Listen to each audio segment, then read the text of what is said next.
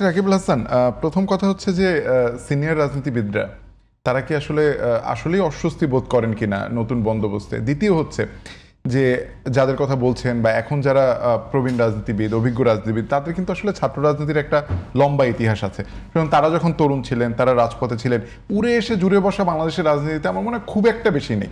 মানে বিশেষ করে আপনি বিএনপির দিকে তাকালেও যারা একদমই প্রজ্ঞাবান বা তাদের সবারই মোটামুটি এক ধরনের ছাত্র রাজনীতির ইতিহাস হয়তো বা আছে। কেউ কেউ হয়তো বা আমলা থেকে এসছেন বা অন্য কিছু, সেই সংখ্যাটা খুব কম। কিন্তু এই যে 5 আগস্ট পরবর্তী তারা বলছিলেন যে আমরা একসঙ্গে লড়াই করেছি এবং আমাদের লক্ষ্যই ছিল যে একটা সুন্দর বাংলাদেশ। কিন্তু সেই ছাত্র রাজনীতিও কি আসলে তরুণদের সামনে কোনো উদাহরণ তৈরি করতে পারলাম? আমরা তো সেই ক্যাম্পাস দখল, হল দখল, মাদ্রাসা দখল সবকিছুই একসঙ্গে দেখলাম। মানে আপনার কি মনে হয় ছাত্র রাজনীতির এই জায়গাটা যেখানে আসলে পলিটিক্যাল স্কুলিংটা দরকার, সেটা কি কোনো দিন আসলে এস্টাবলিশ হবে না বাংলাদেশে? খুব গুরুত্বপূর্ণ আলাপ। দেখুন, শুধু ছাত্র রাজনীতি না, আমি মনে করি যে ধরেন আমাদের টোটাল ওভারঅল যে পলিটিশিয়ানদের ওভারঅল গ্রুমিংটা হয় নাই।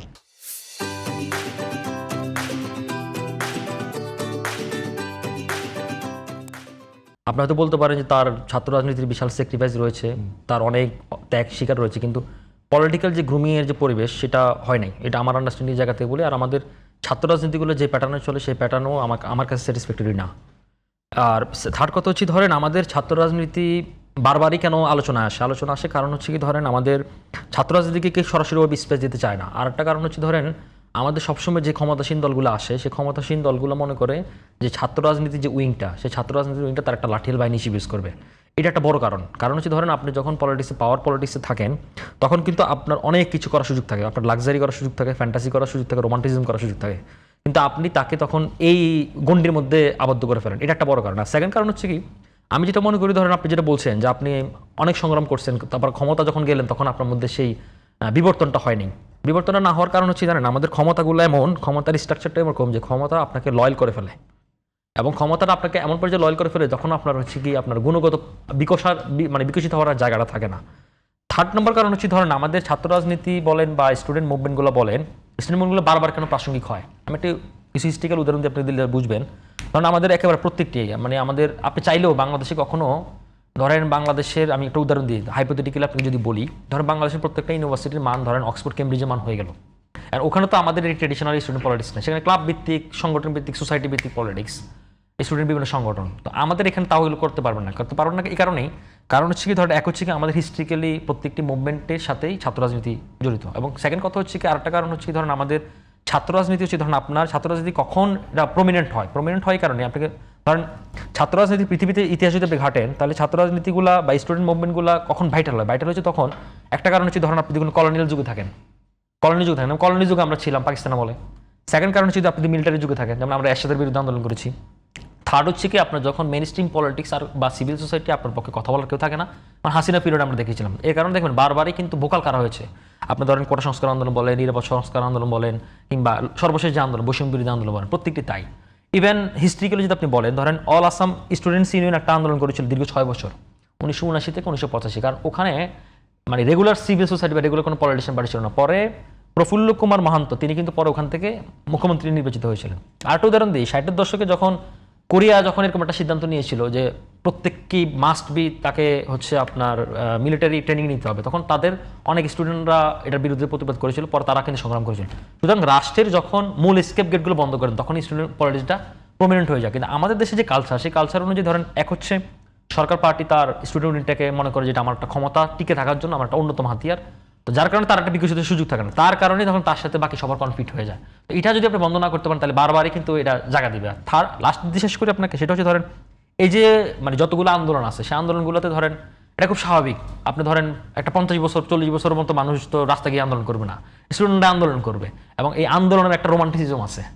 এটা কিন্তু ধরেন আমি একটু বলি, ধরেন নূর হোসেনের যে হিরোইক ফিগার, মানে ধরেন আমরা ছোটবেলা থেকে কিন্তু নূর হোসেনের হিরোইক ছবিটা দেখে আসতেছিলাম, মানে সবার জীবনে একটা শখ যে আমরা নূর হোসেনের মতো এরকম একটা আত্মহত্যা দিব। আবু সাইদের ক্ষেত্রেও তাই, হাদির ক্ষেত্রেও তাই। আপনি দেখবেন এখন অনেক তরুণ দেখবেন সে বলে যে হাদু যে বলছে যে আমি আমার একটা শহীদী মৃত্যু চাই, অনেক দেখবেন তরুণরা নিজেদের মধ্যে এটাকে ধারণ করে ফেলছে। তো এটা তো আপনি বন্ধ করতে পারবেন না ভাই, এটা তো তার ইনহেরেন্ট তার মধ্যে গ্রো করেছে। তো সেই গ্রোয়ের জায়গাটা যদি আপনার রাষ্ট্র যখন ফেলিয়ার হবে, আপনি চাকরির কথা বলেন, আপনি বৈষম্যের কথা বলেন, ফ্রাস্ট্রেশনের কথা বলেন, এখন ফ্রাস্ট্রেশন কারা হয়? ফ্রাস্ট্রেশন তো এই যে লোকগুলো হয়। আপনি তখন একটা স্টুডেন্ট দেখবে যে সে তার শিক্ষা জীবনে সব জায়গায় সে ভালো জায়গায় আছে, সেটা ভালো চাকরি পাচ্ছে না, তার ভবিষ্যৎ ইনসিকিউর। আবার যখন আপনি চাকরি পেলেন, আপনি রাজনীতি না করলে আপনার পোস্টিং হচ্ছে না, আপনি তেলেতে না পারলে আপনি বড় জায়গায় যেতে পারবেন না। এই যে ফ্রাস্ট্রেশন আপনার তৈরি হয়, এই ফ্রাস্ট্রেশন যদি আপনি বন্ধ না করতে পারেন, এই রেগুলার প্র্যাকটিসটা যদি আপনি চালু না করতে পারেন, এবং পলিটিক্সের সব জায়গা থেকে যদি গুণগত পরিবর্তন, সংস্কৃতি, কালচারটা এস্টাবলিশ না করতে পারেন, তাহলে এটা বন্ধ হবে না। এই কারণে বারবার আমাদের দেশে ছাত্র রাজনীতিটা প্রাসঙ্গিক হবে। এবং যদি ছাত্র রাজনীতি প্রাসঙ্গিক হওয়ার কোনো অসুবিধা নেই, কিন্তু সমস্যা কি এটা ক্ষমতাকে তখন আপনাকে মানে এই যে গুণগত পরিবর্তন বলেন, আপনার পুরো রেজিমটাকে চেঞ্জ করে দেয় বা সিস্টেমটাকে চেঞ্জ করে দেয়, এটা তো যে ক্ষমতা বসে তার জন্য, তো যে চেয়ারে বসে তার জন্য তো হুমকি।